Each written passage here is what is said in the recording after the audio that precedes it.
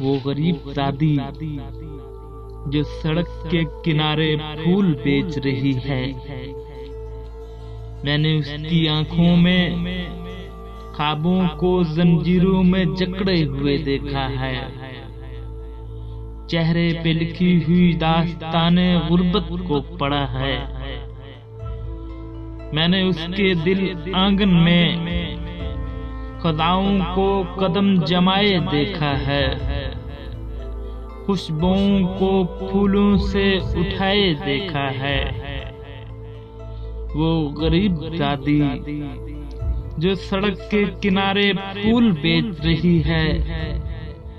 मैंने उसको पलकें झुकाए, लोगों के नखरों का बोझ उठाए, देर तलक देखा है, बस बेबस देखा है।